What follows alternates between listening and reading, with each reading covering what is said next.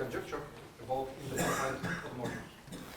Okay, thank you. Thank you for the introduction. So we continue to discuss this endomorphism conjecture, and as I promised, today's lecture is more birational geometry, and there is not many technical assumption and the technical condition.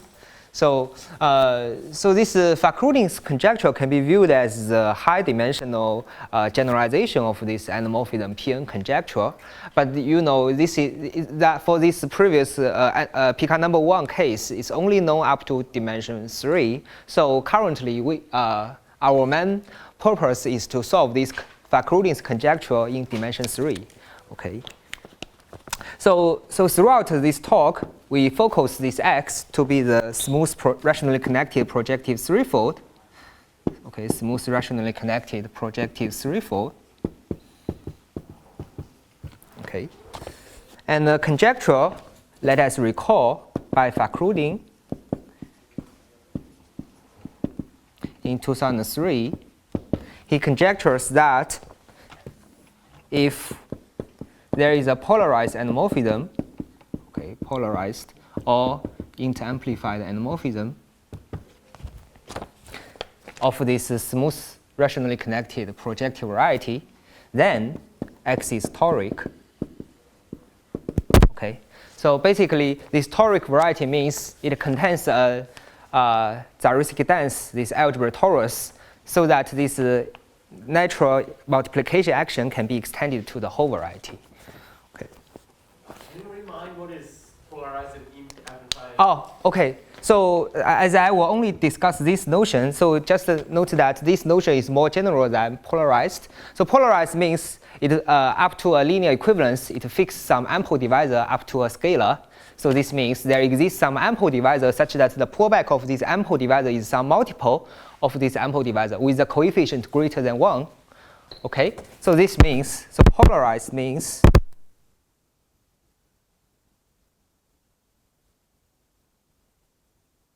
QH with this Q1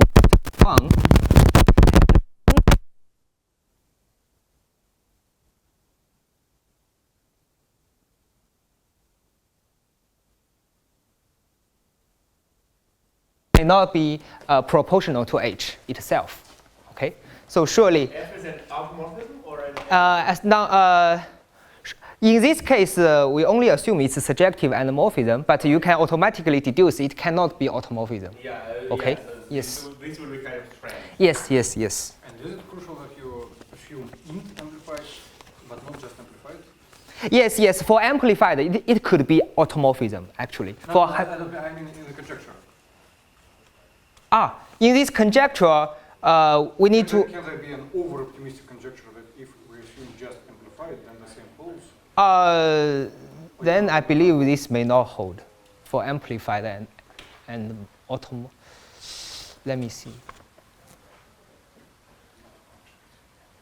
Yeah, I'm not quite sure, but maybe amplified endomorphism could be even an automorphism. Then in that case, maybe it's not very clear to me. Yeah, there exists some hyperkähler variety admits amplified automorphism, but maybe if we assume rationally connected. Yes. Thank you for this question. This is a good question. Let me give you a result. Okay, so just a proposition in terms of Professor Shramov's question. So for this equivalence of amplified and interamplified. Okay, so note that amplified endomorphism means there exists some divisor, not necessarily ample H, so that the difference F pullback H minus H is ample. Okay, so when these two notions are equivalent, so when X is of final type, or more generally this Morris dream space, then its cone are quite simple. Then indeed, in this case, we can deduce these two notions are equivalent. Morris dream space, yes. They are equivalent. And on the other hand, can you instance, suppose you have an abelian surface which is a product of elliptic curve by itself. Then Okay. you have plenty of endomorphisms which are given just by integral matrices, right? Yes, yes, And, yes. Am I right that many of them are amplified? Maybe not int-amplified, but just amplified. I think so. Yes, in Shenmeng's paper, I think he wrote, he gives some precise example in terms of this SL4Z maybe, SL2Z. Yeah.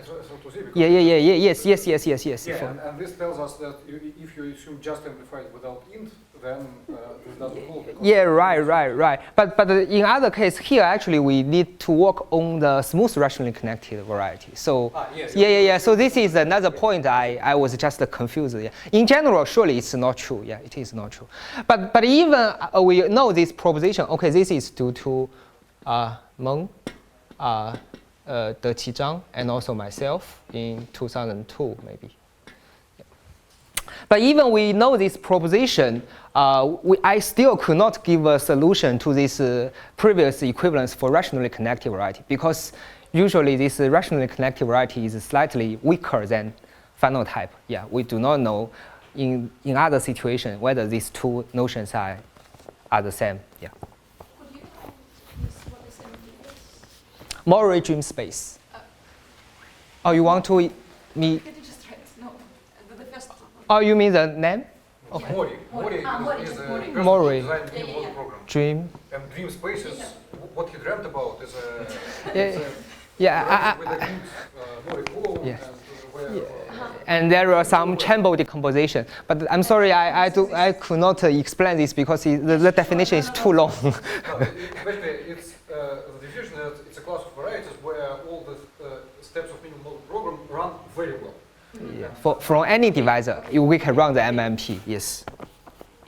Okay. So similar as the last lecture, I want to briefly recall several results. But so far, those results are quite restricted because even in the Picard number 1 case, we only know up to dimension 3.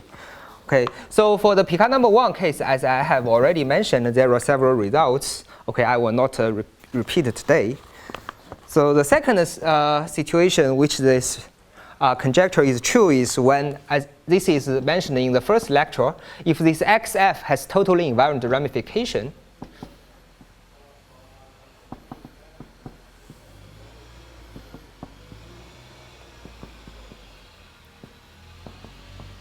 so this totally invariant ramification means you have a reduced divisor D, so that it is at set theoretically it is totally invariant. F inverse D is equal to D, and apart from this, away from this support of D, this F is a tau.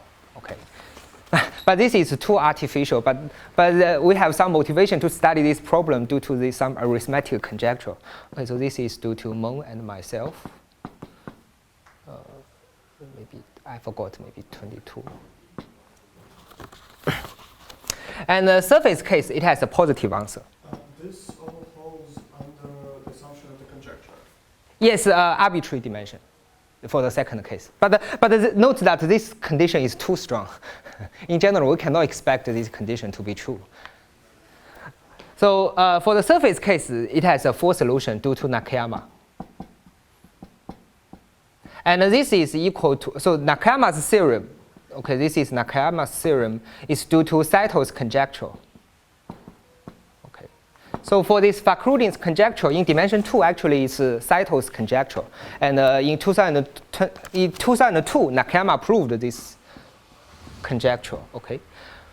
One more thing is, in dimension 2, in Nakayama's theorem, he even only requires this degree F to be greater than or equal to 2. So more weaker than this polarized endomorphism, because this is on surface case. In higher dimensional case, there clearly exists several counterexamples. I will explain this later. Okay, so that means a smooth rational surface admitting a non-isomorphic surjective endomorphism if and only if it is toric. And one more result is, as I also mentioned, Yoshikawa gives a big step towards this situation. So X is of final type. So this implies X is of final type. Okay. So sorry, this does not mean that when X is of final type, this conjecture is true. But this means under this assumption, we can get X is of final type. This is a. Sorry? So it's the same for Houdin conjecture, but it doesn't prove that it's historic, it proves that it's of final type. Yeah, because finally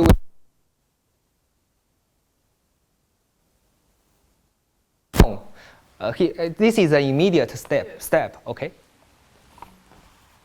Okay, now let me introduce our main results. Okay, today's main results is very easy to describe. Okay, the first theorem. So the first theorem will prove this conjecture for final threefolds.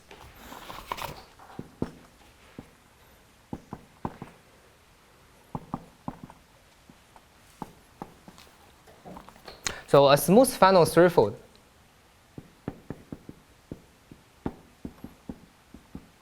is toric if and only if it admits an inter-amplified endomorphism.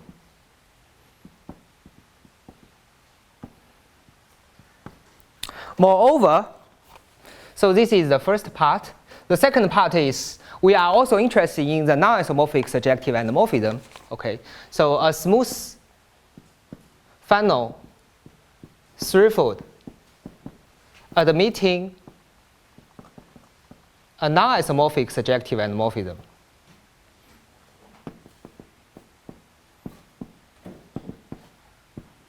If and only if it is either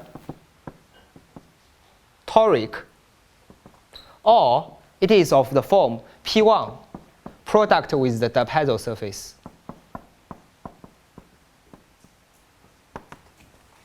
Okay. So basically, if it admits a polarized or inter-amplified endomorphism, then it is toric. If it admits a non-isomorphic surjective endomorphism, but not polarized or not inter-amplified, then it should be split into the form P1 and the diapason surface. So this gives the counterexample for Nakayama's generalization. If we would like to generalize this theorem in dimension 3, then this is a counterexample. Because we can take this diapason surface to be degree no more than 5. Then surely it is not toric, but it really admits a non-isomorphic surjective endomorphism. Why? Because we can take this automorphism, or just the identity of the second component, and for the first part we take a polarized. Then surely this is still a non-isomorphic surjective endomorphism, but it is not toric. Okay. Okay, in particular, this 1 and 2 gives us, oh sorry, I should not use. So in particular, if there exists a degree greater than or equal to 2 endomorphism, then this implies this final threefold is rational. Okay. It's rational, and this splitting type is also rational. But the converse direction is not correct. Yes. Okay, in particular, this conjecture is true for final threefold. Okay, the second theorem.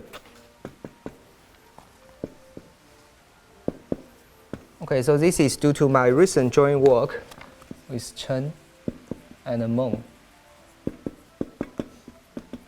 Okay, so you can compare this result and this conjecture. So this conjecture is expressed for smooth rationally connected projective manifold. But here we only solved this final threefold. So in the remaining case, it's the non-final, but still smooth rationally connected projective threefold.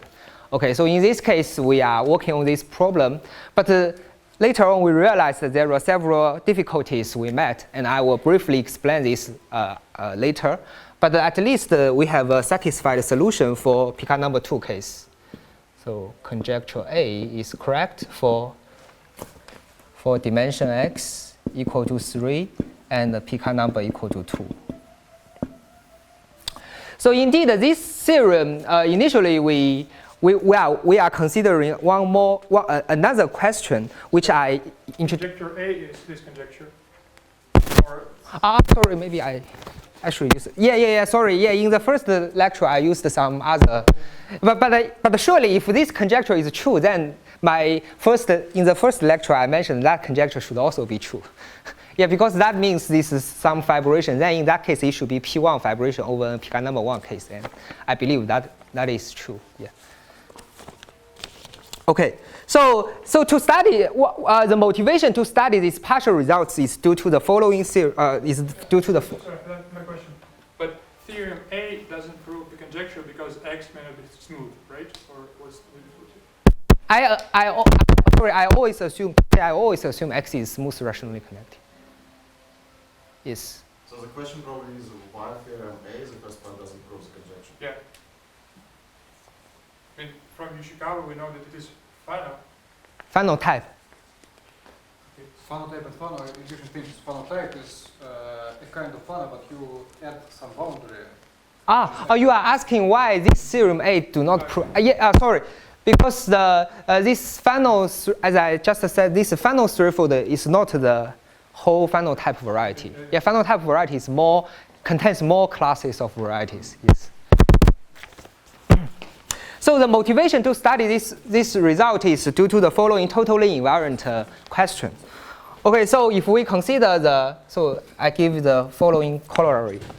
So if we consider a smooth curve in P3, which is smooth,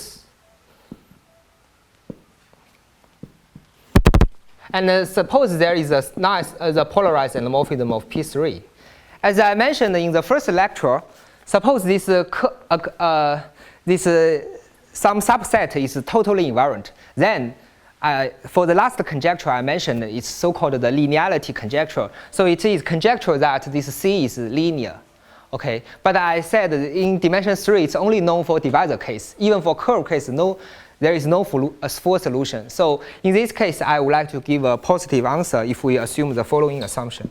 So if this F inverse C equal to C, and it is blow-up equivalent. So what's the meaning of blow-up equivalent? So there exists a lifted endomorphism F tilde from blow-up of this curve C, P3, to blow-up of this curve C, P3. Okay, so this means it commutes with the blow-up. Okay, so it commutes with the blow-up. So on the base, you have the initial endomorphism F. So suppose for this totally invariant curve, you can lift this endomorphism to its blow-up. Okay, then this C.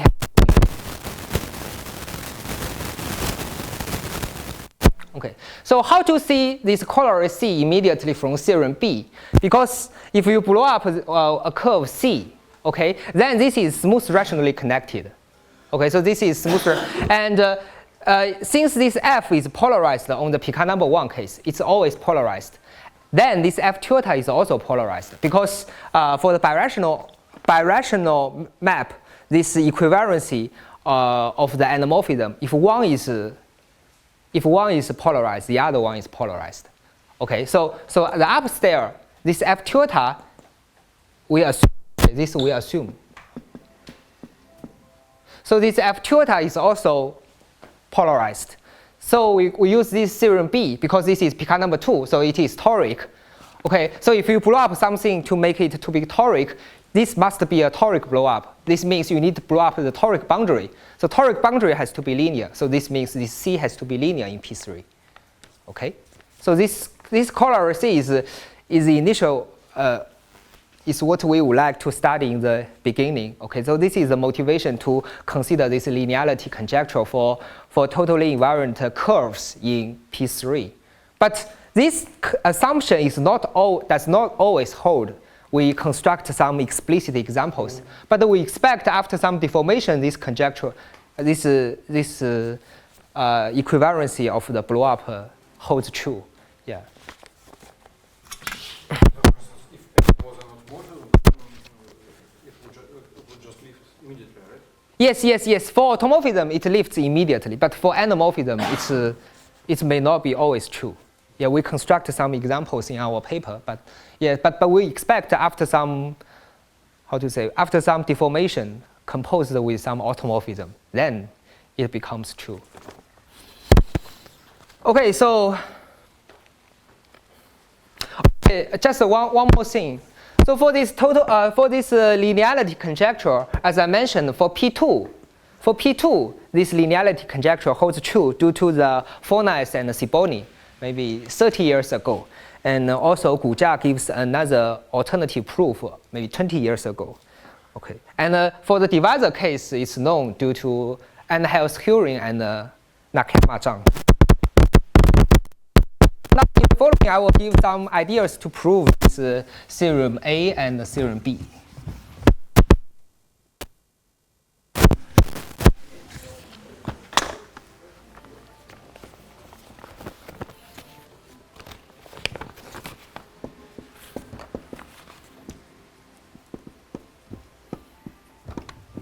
So our main idea to prove this theorem A is to divide it into two parts. So one part is when the Picard number is not very high.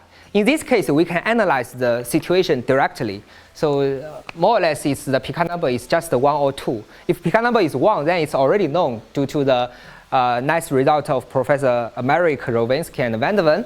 And if the Picard number is 2, then we can also give very explicit description, and this part is strictly contained in the analysis of theorem B. So maybe I will explain this part when we prove this theorem B. Okay. So the remaining part is when the Picard number is higher. For example, the Picard number is greater than or equal to 3. So in this case, we can obtain that this X admits a conic bundle structure. Actually, when the Picard number is greater than or equal to 4 for final threefolds, due to the nice work of Professor Mori and Mukai, it's always admits a conic bundle structure. But in our case, under the dynamical assumption, if the Picard number is greater than or equal to 3, we have already obtained a conic bundle structure. So the idea for the proof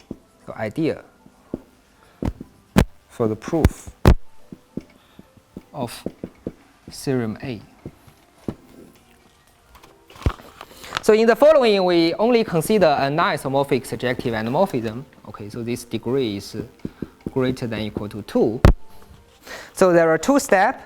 So first, if the Picard number is 1, then this X is nothing but P3 due to Emerick, Rowinsky, and Van der Ven in 1999, and as independently by Huang and Mock.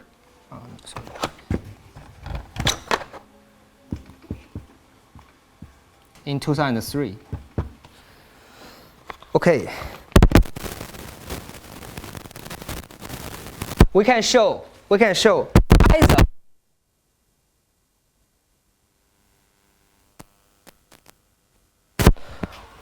or X.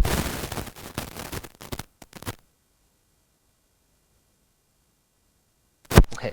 So this is for the case of Picard number 2. So note that this final contraction means for this Picard number 2, it admits a kx negative contraction to the surface. And by the elementary theorem of threefolds, due to Professor Mori, the base is still smooth.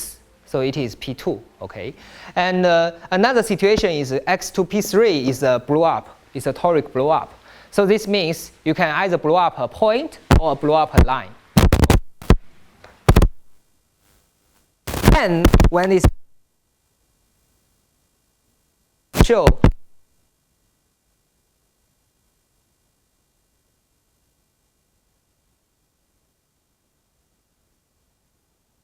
note that this conic bundle is not necessarily elementary in the sense that the relative Picard number may not be equal to 1. But we have a very nice composition of this conic bundle into some toric blowdowns composed with the elementary toric bundle.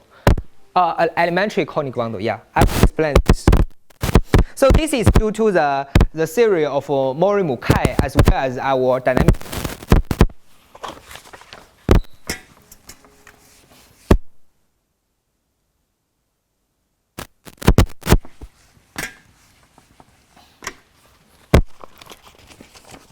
Okay, so in the following, let us consider this. Sorry, what I said. So the key is to understand the conic bundle structure. So if in the following we consider if tau x2y is a relative dimension 1 final contraction.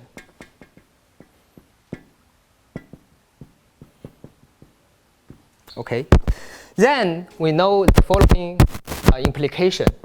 So tau has to be the conic bundle. Okay, so this is due to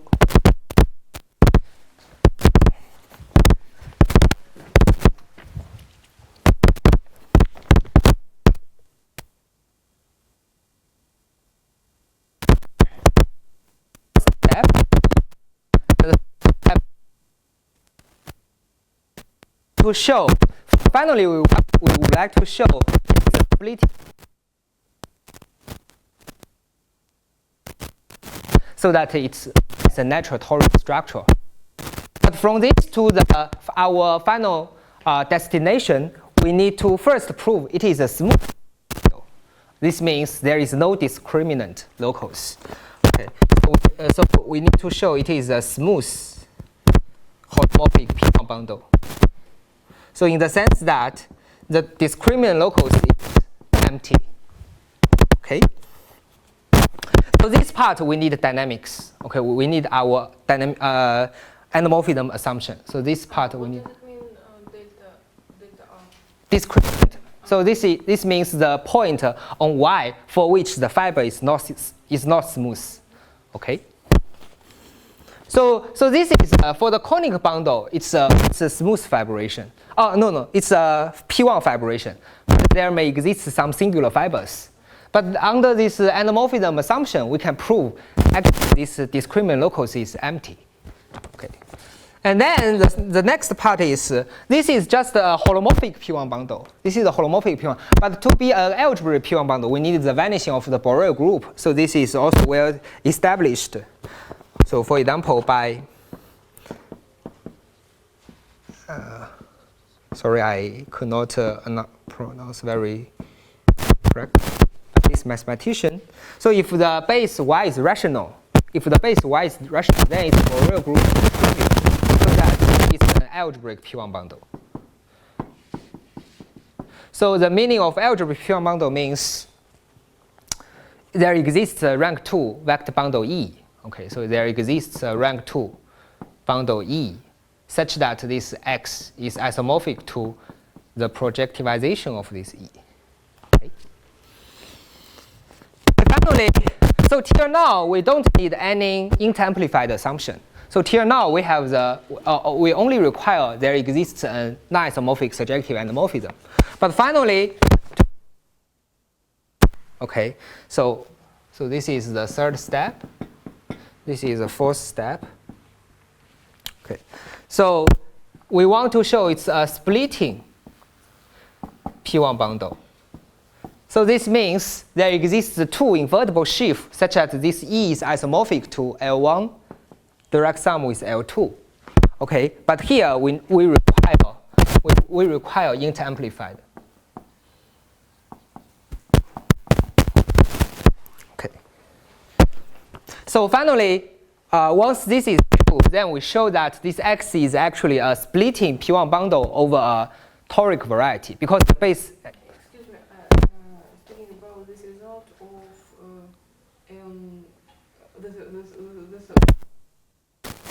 So sorry. the third one, or the third.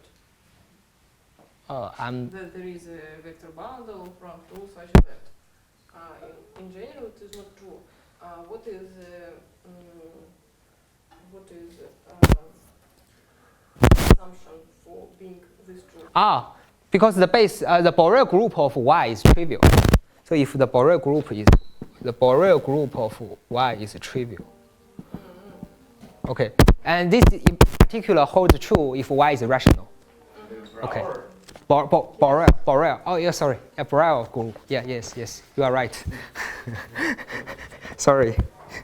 Yeah. So that so now, so this for this base Y, because we have endomorphism in X, and then we have the natural descendant of endomorphism for Y. So now this Y is a surface. and it admits a non-isomorphic surjective endomorphism. So this Y itself is toric by Nakayama. So by using this, the proposition we deduced, so finally this X admits a splitting P1 bundle structure over the toric variety. So it is also toric. Okay, so this is. How would you get this vector bundle splitting? This needs inter-amplified assumption. In general, it's not true. In general, we can only. Isn't it obvious how we No, surely it's not obvious. It's not obvious. Even for P2 case, it's not obvious. I think for P2 case, it is proved by Professor Merrick. By the way, what is the name of this person in the third? I'm not very sure.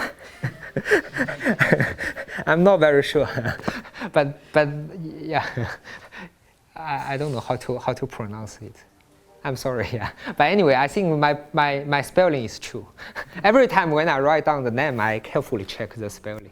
Yeah, this name is no problem. This in 80s, this paper. Okay, so this is for the relative for the elementary final contraction situation. Okay, as I mentioned, this conic bundle, but this conic bundle is not necessarily elementary in the sense that the difference of the Picard number of the upstairs and the downstairs is greater than 1, possibly. So in this case, what we should do?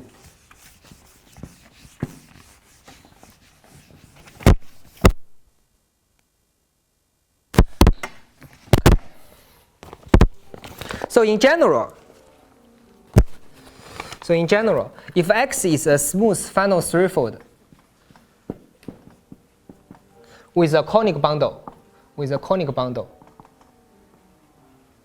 X to Y, then what does it mean? We can always factor through by the theory of Mori-Mukai. We can always factor through into some blowdowns composed with an elementary conic bundle. So this means we can get some sequence.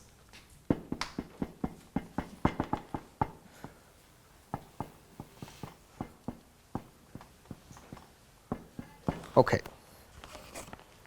So note that all of them are morphisms, and all the steps are smooth. This is due to the condition of final threefolds. Okay, because if the upstairs is smooth, threefold, and rationally connected, or final type, but without the final condition, there may exist some flipping contraction, so that exists some flips, and then there may exist singularities or some.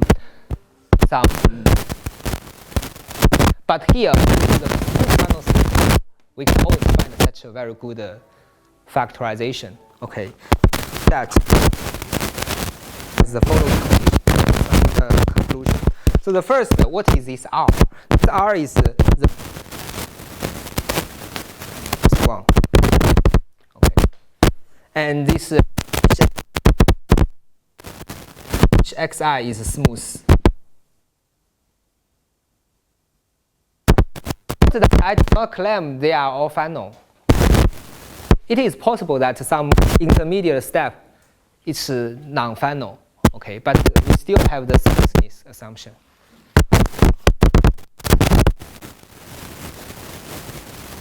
This tau R plus 1, so this is algebraic P1 bundle. So this is an algebraic P1 bundle. Okay, and then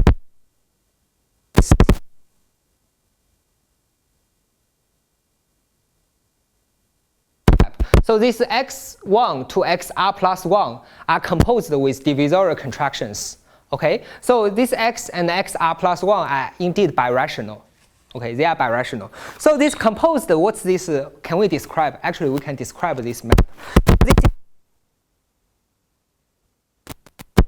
r plus 1 along what? Along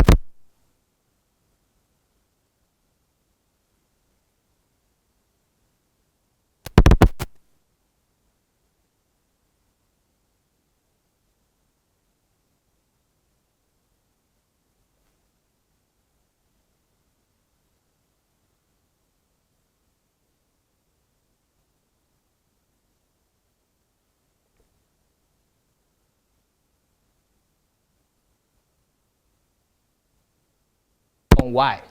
So this means on y, okay, let me draw the picture.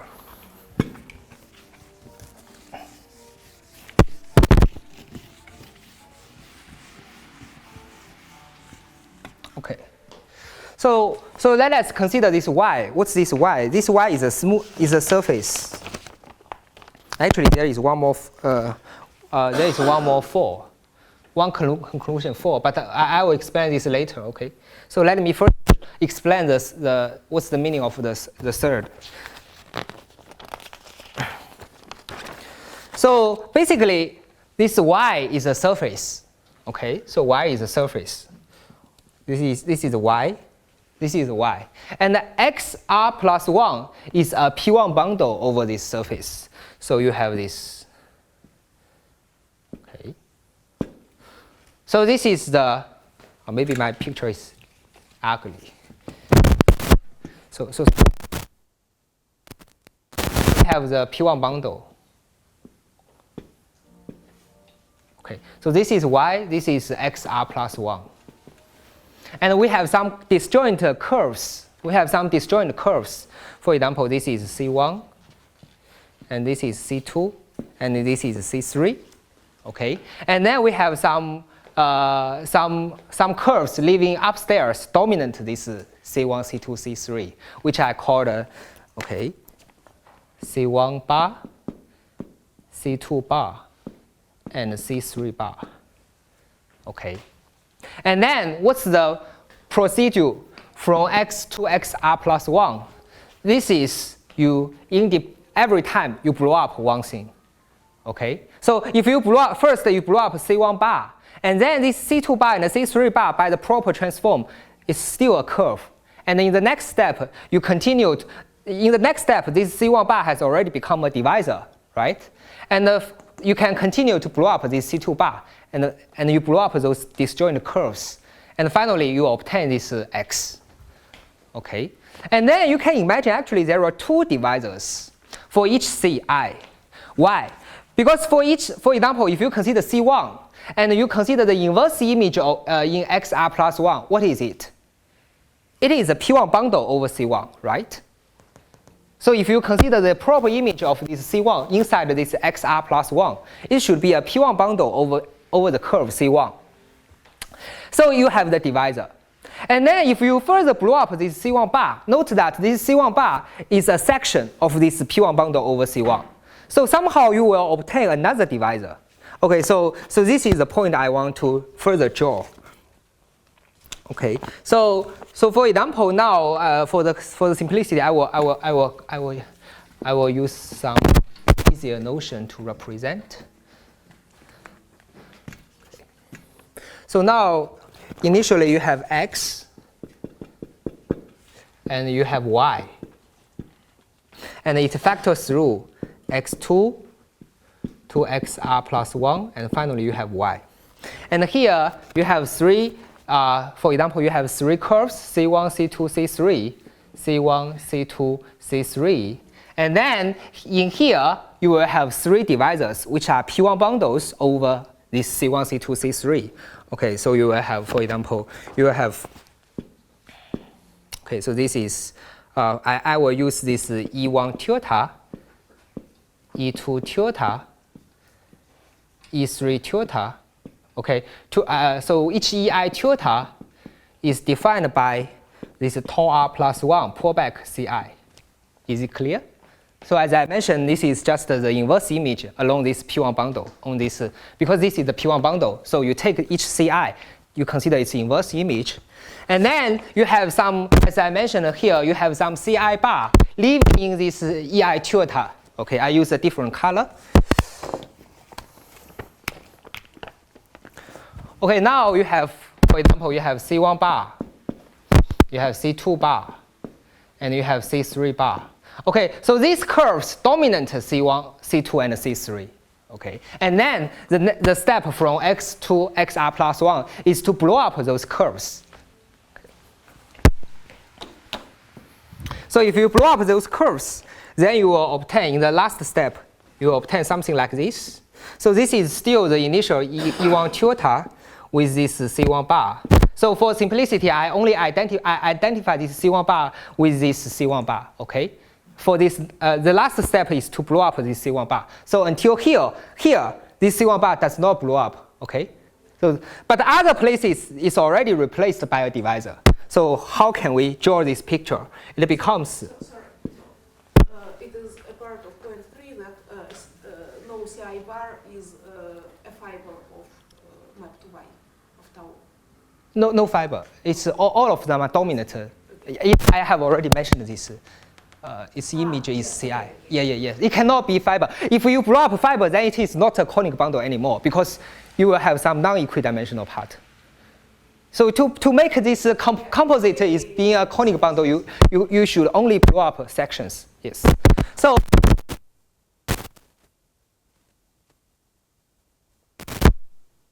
this E2 tilde.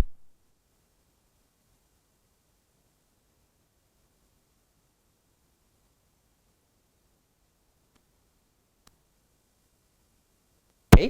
So this E2 actually is this C2 bar. I will use blue.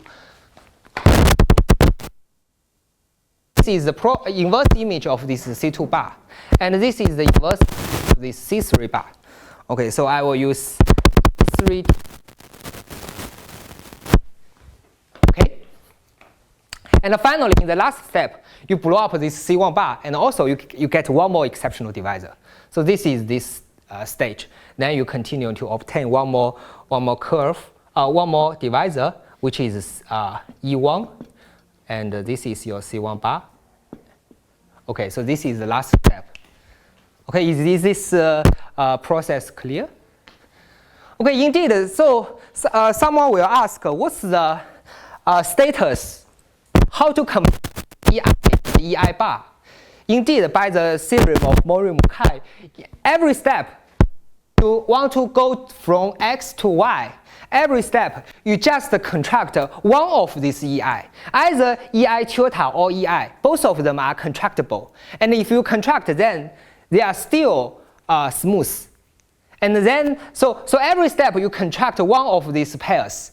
Every step you contract one of these pairs. And finally, you obtain only those curves. Okay, you blow down to those curves. Then this is, you can always get to this XR plus, to get to this Y, the final destination. Okay, so every step for this X is by contract another divisor, but with the same, in the same pair. Okay, for each pair there are 2 divisors, and you can only contract one of them. Then this schedule preserves the smoothness, and finally you will. Okay, but note that we have mixed assumption. So note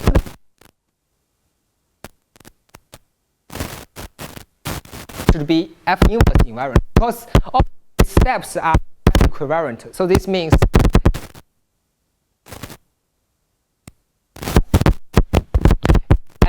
here it is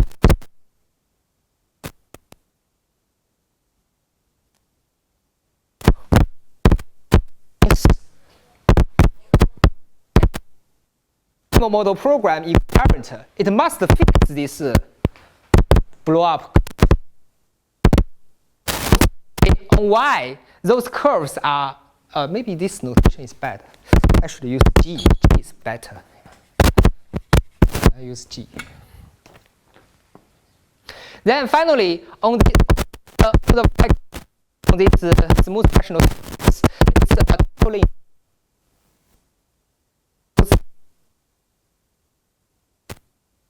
or linear. But maybe we need to define what's the meaning of linearity in rational surface in general. But this is not a very big troublesome. And, actually, they behave very well. Okay. Okay, the last point in 4, I should mention that. So till now, we don't need any inter-amplified assumption. Okay, for 1, 2, 3 for this process. But if further we know that, okay, so I will. So is it fine? Maybe I write some.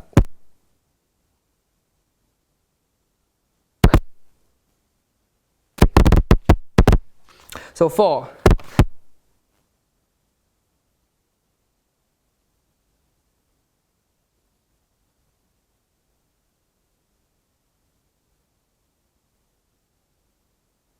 Suitable root.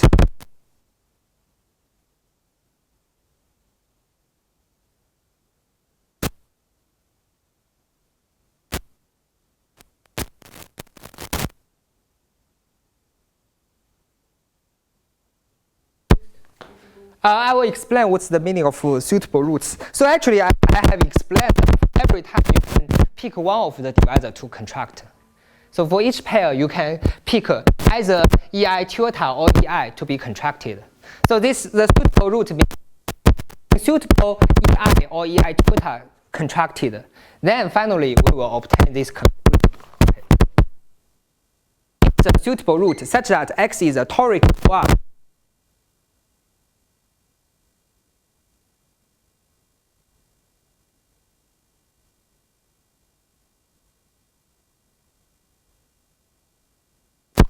Okay, so let me explain more. So this means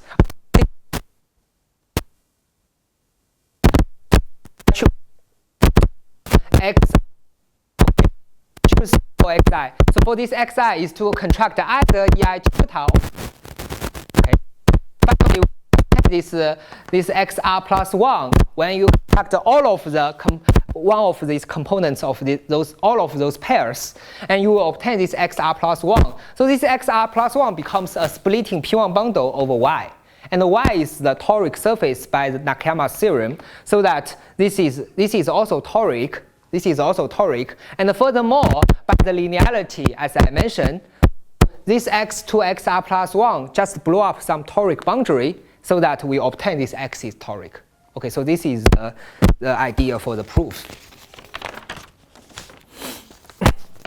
So let me give you more explain.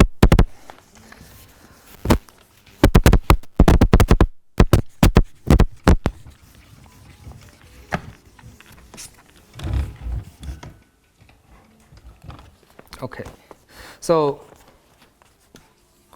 oh sorry, maybe this is bad.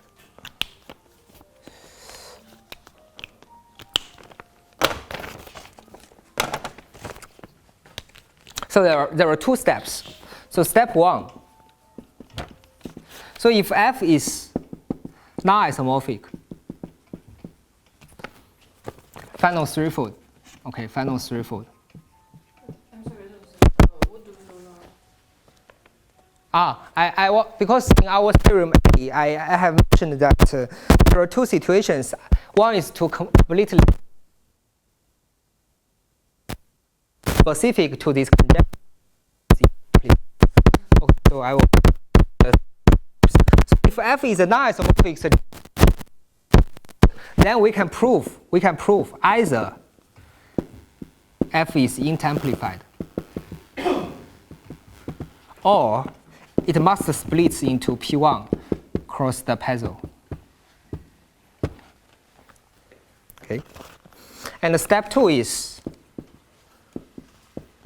if F is int-amplified,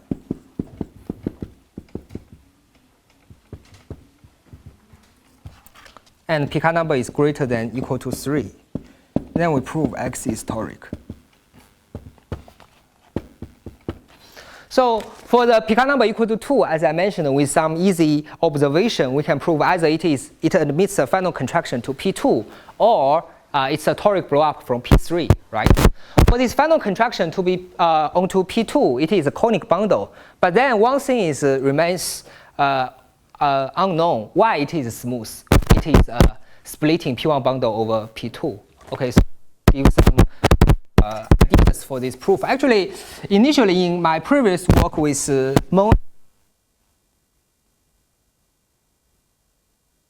smoothness of P1 bundle over the smoothness of this conic bundle structure.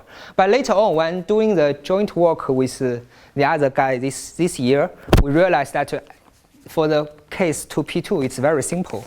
Okay, let me do some explanation. So we consider a final contraction of Picard number 2. Okay, so this Picard number is 2, and smooth. and this is the final contraction. This is the final contraction. And you know by Mori, so by Mori, it's a conic bundle. Okay, so this is the conic structure. We want it is smooth. Okay, so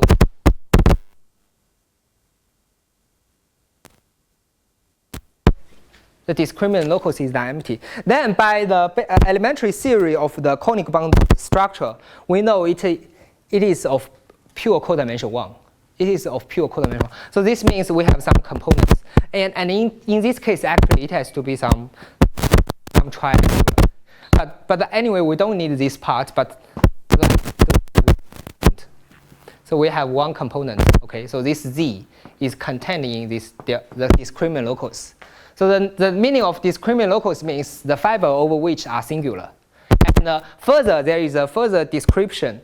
For the smooth part of this discriminant locus, the fibers over which are reducible reducible rational curves.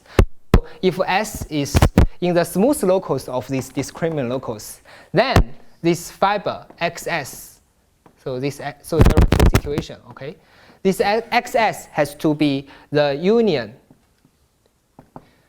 of two intersecting lines. So in the general fiber, this is smooth. It's just a smooth rational curve. But on this smooth locus of the discriminant locus, it should be of this form. Okay. And in particular case, if S is the singular point of this, no. If S is in the singular locus of this delta tau, so someone will ask, what's the meaning of singular locus? For example, in this case, actually, this discriminant locus is 3 intersecting line for this discriminant locus. So this intersection point has to be a singular locus of this delta tau. Okay.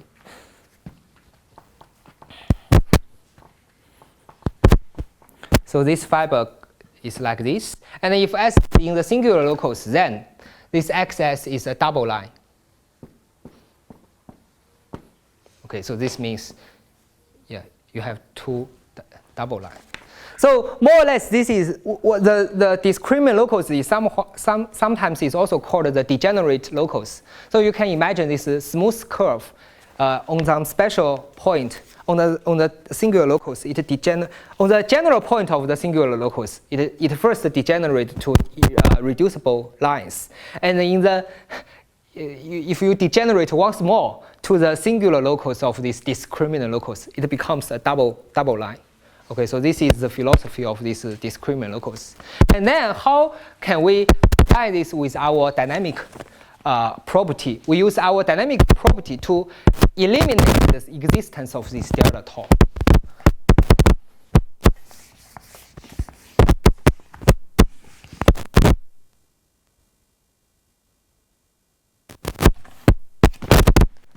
Let me check. Sorry. I just check how. So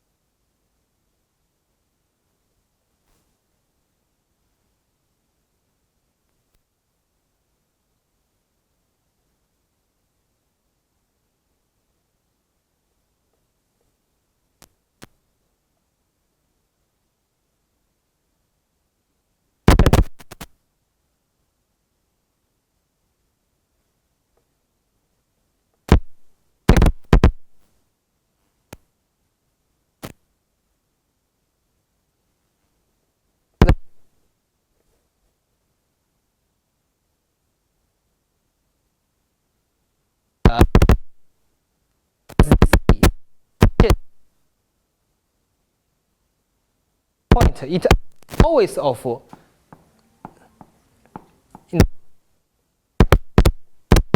we don't know how many singular locals of this Z connect. At least on the smooth part, on the smooth locals of Z, it should be of this form. Okay, and then that means that this divisor, the inverse image of this divisor is non-normal. It's non-normal. Okay, because for the general fiber, it's singular. It's the intersecting line. Then we take the normalization. Okay, so we take the normalization. We take the normalization to make it smooth.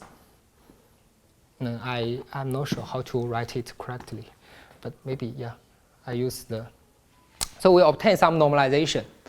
So after the normalization, you can imagine the inverse image here. Do we normalize the fiber over Z or the entire variety? Over each point of Z. Okay. No, we should not consider P2. Okay, this is not P2. This is Z and this is pi inverse Z. And we normalize this variety. Yes, I'm going to normalize this pi inverse Z. Okay, so this is pi inverse Z normalization. Okay, then what's this? So for one point, here there are two components. And after you pass into the normalization, it becomes disjoint union of two curves. Okay, so it becomes, for example, it becomes two curves. Okay, or corresponding to the same point. Okay. Okay. And then, so surely for each point, for each general point, it corresponding to two curves, two disconnected curves. So if we consider the composed map from this normalization to the initial Z, and we take the Stein factorization, then we will obtain something like this is Z prime. Okay? And you can imagine this degree is a double cover. Okay? So this means.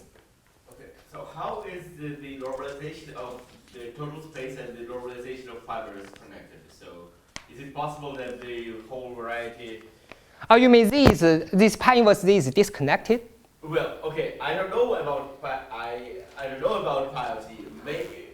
Yeah, but yeah, this we need. It cannot happen that the whole pi inverse of Z is smooth, normal, and the best you can get, but the fibers are bad. This cannot happen, you mean? I think it cannot happen.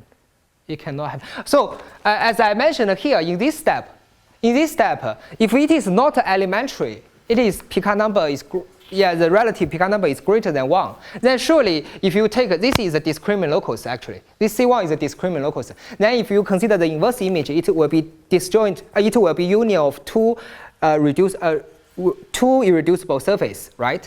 E1 and E1 tilde. But here we assume it's relative Picard number 1. Then this case cannot happen. I mean every divisor in the inverse image has to be the irreducible surface. It's singular in dimension 1. It cannot be from. Well, it says that fibers are singular, but maybe you can. It's two-dimensional. Yeah, it has connected fiber. So if the upstairs is smooth, then generic smoothness tells us the fiber has to be very good. So in this case, it's not. Yeah, you can use generic smoothness. Yes. Yeah, you can use generic smoothness. Okay. Okay. It's too many bad fibers. Yeah, right. But surely I have said for the general point, it has to be reducible curves. Okay, reducible curves. So that if you take the normalization, then take the Stein factorization of this composed map, you will obtain this is the fibration. Actually, I think this is even smooth. Okay, this is the P1 bundle. But we did. What's the assumption we take currently? You mentioned relative Picard rank 1. Yeah, elementary. Yes, relative Picard number 1. So because this is a final contraction. Okay. Yeah. We really need this. For otherwise, this is the counterexample. Okay, because this is the So and this is the double cover. This is a double cover. And also you can understand that if this fiber is already reducible, then it has to be tau because there will be two disjoint curves lying two distinct fibers. So in this case, the point over which this fiber is reducible it must be an unramified, unbranched point. Okay, but this is simply connected. As I mentioned, this is P1. Okay, this is P1. So surely you must, at least you have 2 ramification points. Okay, so over this ramification point, so you will have some ramification point. So you must have some ramification point. So over this ramification point, it's a double line. Okay, and then here this is ramified along this point, so this is still a point. And then there are only one component corresponding to this ramified, this double line. Okay, so and then so this, what does it mean? It means that you must have one more component, z prime. I mean, in the discriminant locus, it must exist another component z prime in this delta tau. Okay, you cannot have only one component, because if you have only one component by the theorem of Fordyce and Sibony, for the totally, because this is totally invariant. Here we really need our dynamical assumption, and then it must be smooth. Okay, and so once there appears one more point, there is only one possibility that you have one more component intersecting with this point. Okay, so you will have one more point. But then note that this pair x pi inverse z plus pi inverse z prime. So this is log canonical, because both components are totally invariant. Okay, because the base is, the z is totally invariant. Its inverse image is also totally invariant on the upstairs. What exactly gave us a contradiction with this curve being the only invariant one? Yeah, totally invariant. Yeah. Then by the theorem of Fordyce and Sibony, this must be smooth. So the discriminant locus is smooth, means there is no double line. Because the double line only appears on the singular locus of this discriminant locus. Okay? So that this is log canonical by Borenstein and Hurin, I mentioned in the first lecture. So this is log canonical. And further, we can show one component restricted to the other one must be reduced. So this means that on the intersecting part of these two divisors, it must be transversally intersect. It must be transversal. But here, if you restricted one divisor to the other one, it has multiplicity 2. So there is a contradiction. But I guess without dynamical assumption, this result should be also true for conic bundle over P2 maybe. Because I think for conic bundle over P2, the discriminant locus must be 3 lines, right? I guess so. Using this Hilbert scheme of lines, maybe. Yeah. But anyway, our results are purely using this dynamic property.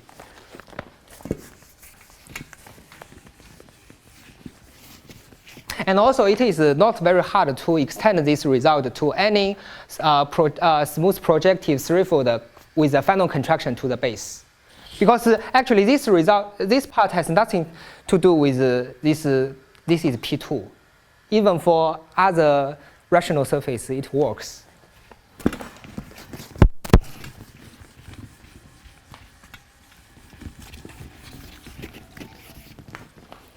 Okay. How many time I left? 25 minutes. 5 minutes. 25. Okay. Thank you. Okay, this is the first part for the conic bundle case. Let me briefly explain this second part about this two-ray scan. Okay. Two-ray scan. So this is to prove theorem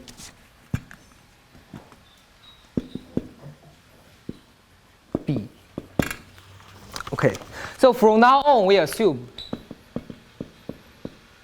X is smooth, rationally connected, not final, just smooth, rationally connected threefold of Picard number 2. Okay? And we assume F is inter-amplified.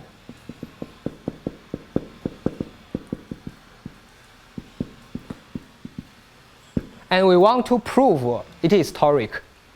We want to prove it is historic.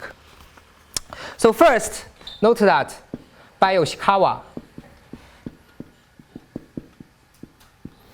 there exists a boundary delta, effective boundary, such that this pair x delta is KOT, and the anti-log canonical divisor is ample. Okay, so this is the meaning of final type. So previously, so final is not contains all of the situation. This is more general notion than this final variety. Yeah. So this case we cannot avoid. So to fully prove this conjecture in dimension 3, we must treat this final type but non-final case. Okay. But this is very good because in this case it's ample. So this means that it is a Mori dream space. Okay, it is a Mori dream space. So two extreme arrays are both contractible. Two extreme arrays are both contractible because for Mori dream space, for any divisor, we can run its minimal model program. Okay, so this means there are two extreme arrays in this Mori cone. There are two extreme arrays in the Mori cone, and both of them are contractible. Okay. So this is due to cone theorem. By cone theorem, both two extreme arrays are contractible. Oh, sorry, I should use I should write more. Okay, so this means we're starting from x, and we have one is to y, the other one is to z. Okay. We use the pi to represent x to y and tau to represent x to z. Note that this is rationally connected. So we have maybe I don't need to use this.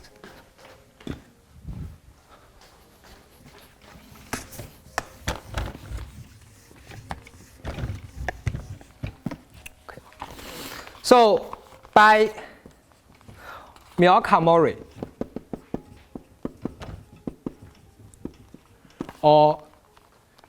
and Mori, there exists at least one KX negative contraction.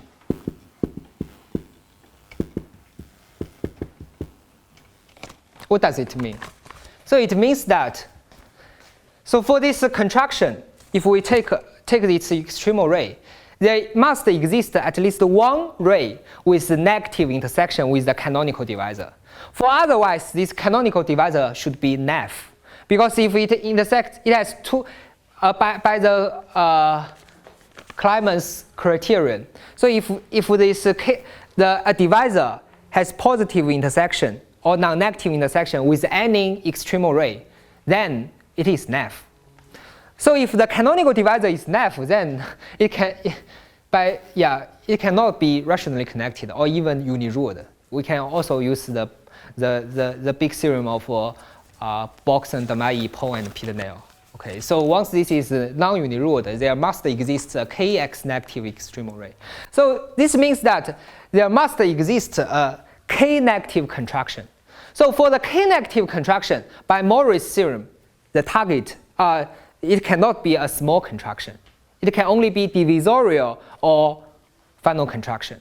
Okay, so this means at least one of them has to be a good contraction. So the small contraction, the bad case of small contraction, can only happen on one of them. Okay. So at least one kx negative contraction which is not small. Okay, I was wondering, do I need to explain the meaning of small contraction? So yeah. So small contraction just means the exception locus is of codimension greater than or equal to 2. Okay, so we may assume pi is the kx negative contraction, which is not small. Okay, kx negative contraction with dimension y minimum. What's the meaning? So this means that it is also possible that both of pi and tau are kx negative contraction. But in that case, actually x is already final. But for convenience, for the convenience of our notation, if both of them are kx negative, then we choose pi to be the one which whose the target has minimum dimension. Okay, for example, if one is the kx negative divisorial contraction, the other one is final contraction to a surface, then we choose pi to be the final contraction to surface. Okay. And tau is another one. Tau is another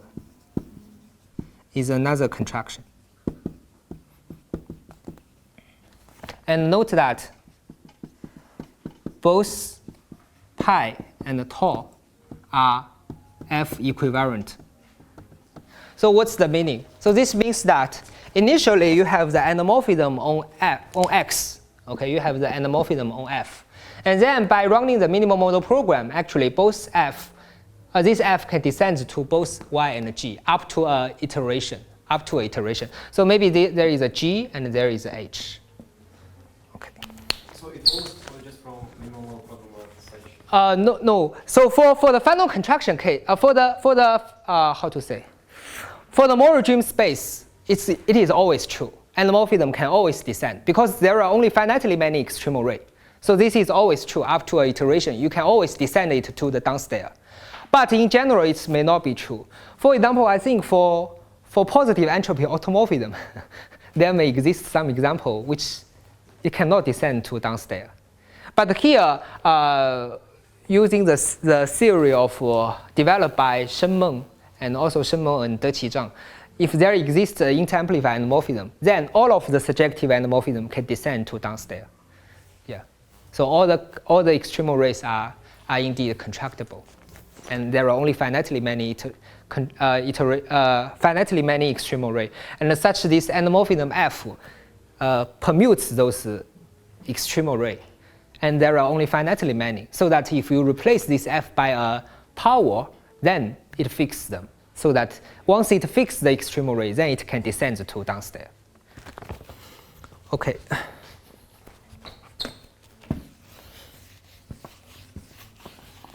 So I will give the sketch for the proof, but I will not give any details. So the case 1.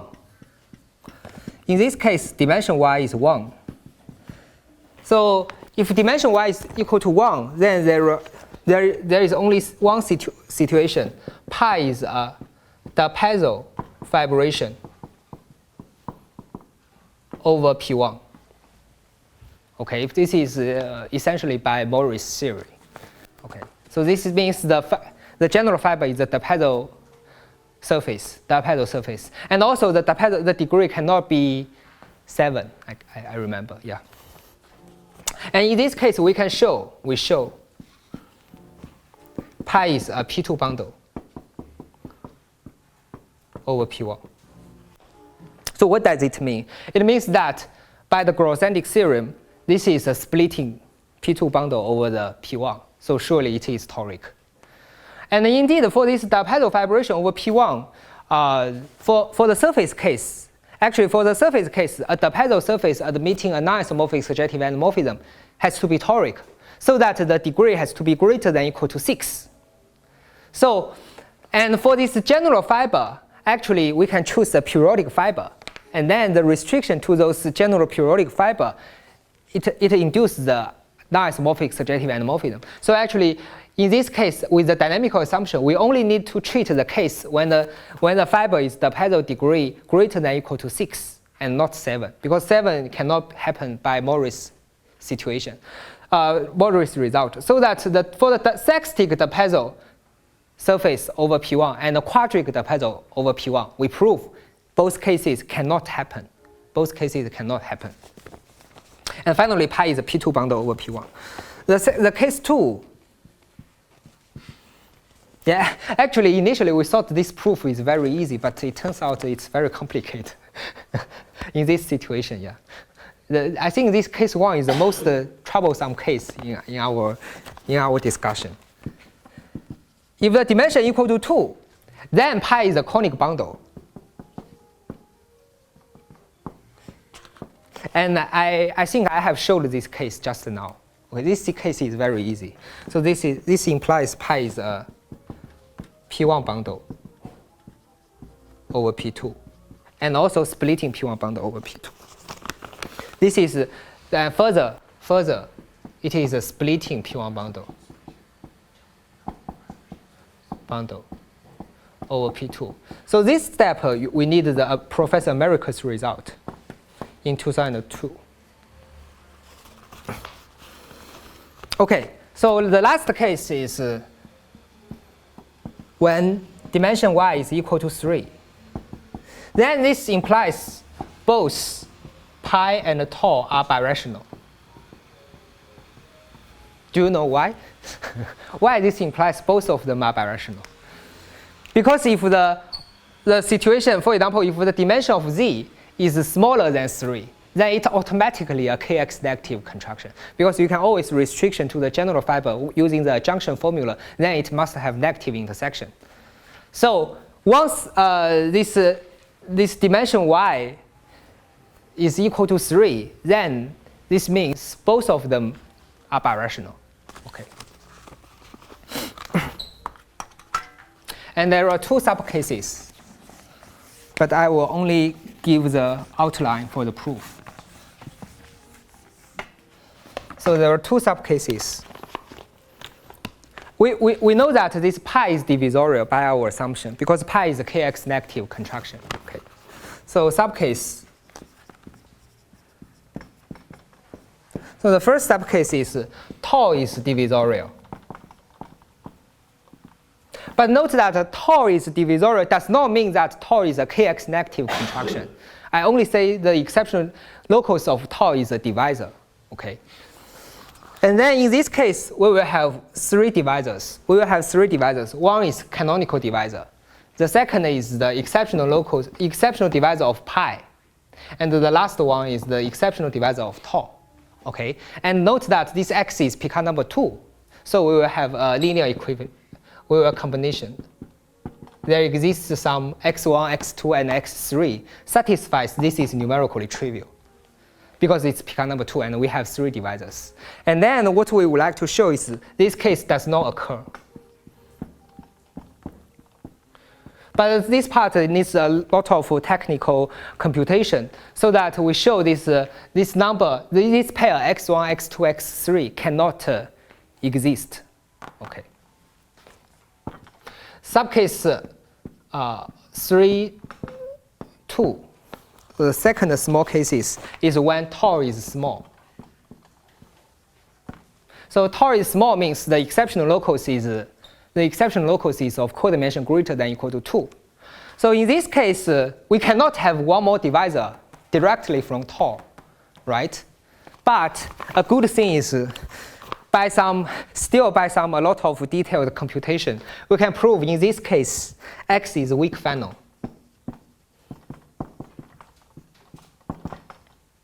So x is weak Fanon means the anti-canonical divisor is Neff and big. Okay, it's Neff and big. Then we will have very good flopping contraction due to the theory of Reid and Kohler and other mathematicians. Yeah, so this means we have the flips. So this is our pi, which is divisor, and this is our small contraction to z. Okay, and we have the corresponding flip, which is tau plus, and we have this. So here we can show this by the classical result. This x plus is flipped model is still a smooth weak Fanon threefold. Okay, this is still a smooth weak Fanon threefold. And then similar with this argument, we can also obtain another kx plus negative contraction to y plus. Okay, and I use this to be the pi plus. And also all of them are F equivalent up to an iteration. So then you can find there is e pi, there is one e pi. And here, if this pi plus is the Peso vibration of P1 or conic bundle, then with the same argument, we proved this X plus is toric. So if X plus is toric, this is isomorphic in codimension 1. And then this X is also toric. And we finished. So the only case left is when this pi plus is also a divisorial contraction. Then we will have very nice thing, because in this case you have the exception divisor E plus, and if you consider the proper transform of this E plus to here, you will obtain one more divisor. So in this case we will have 3 divisors. One is Kx, the other one is E pi, and the last one is this so-called E pi plus, and I use tilde to represent its proper transform to the model X. Okay, you also get 3 divisors. And then you also have this linear combination. Trivial. But we also prove, in this case, by some intersection theory, it does not occur. Okay, so the key step here is to prove this X is weak final. Okay, to prove it is a weak final. And it requires some intersection of this canonical divisor with the extreme array of this tau. Yeah, I think this is just an outline of our proof, but there are a lot of details which I omit. Yeah, I think I will stop here. Thank you.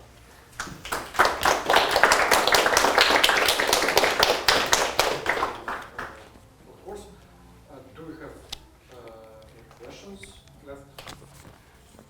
Okay. Sure.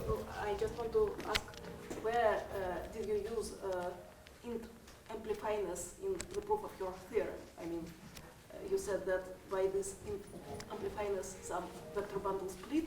Yes. But why?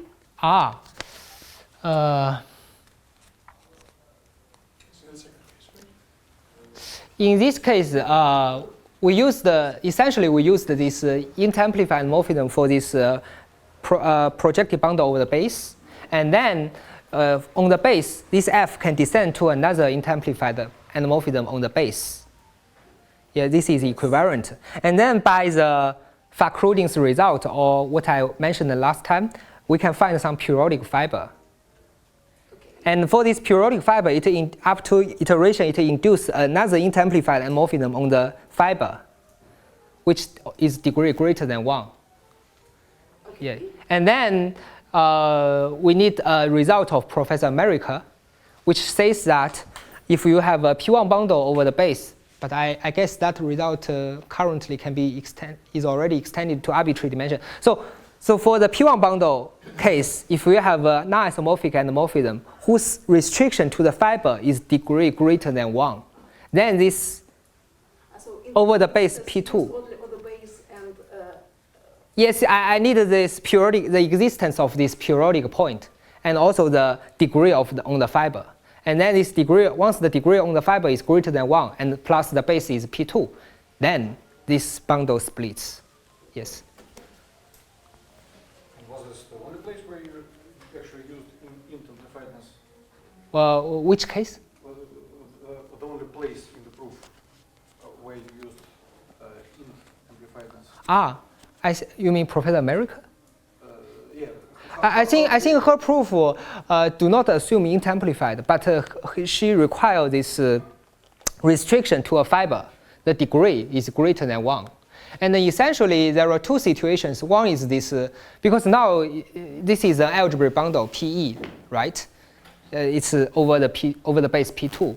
And then she proved either this E is stable, either this E is stable, or after a possibly ramified base change, it becomes trivial. It becomes splitting after the pullback of this base change. But now, because this P2 is simply connected, and she can also show it's in tau, so it has to be itself. And in that case, it automatically splits. Yeah. But another case is when E is stable. But in that case, in my paper with Shenmeng and Deti Zhang, we also exclude this situation. But essentially, we need this result due to Professor America. Yes. Other questions? Where do we get this leap from again? You mean this? Yes. This is due to the result of Professor Railed and Kola and also who? I forgot, I think 3 mathematicians. They established when this X is weak final, then with a small, this K-trivial contraction, then you can contract this model X plus, which is a flop of this X, and satisfies this is also smooth and weak final. Yeah, this is crucial so that we can obtain another story, and then we combine these 2 stories together. So it's like the existence of a flop, but we also add the condition that the flop variety will be weak final. Weak final, yes, yes, yes, this is true, yes. Because it can be seen immediately. Why? Because this is rationally connected. It's still rational. So it has one contraction to be K-negative. And this is K-trivial, and its flop is also K-trivial.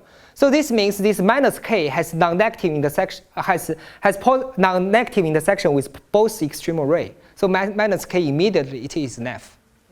Yeah, it can be checked immediately. Yes. Other questions? If not, just thank Valery once again. Okay, thank you. Thank you for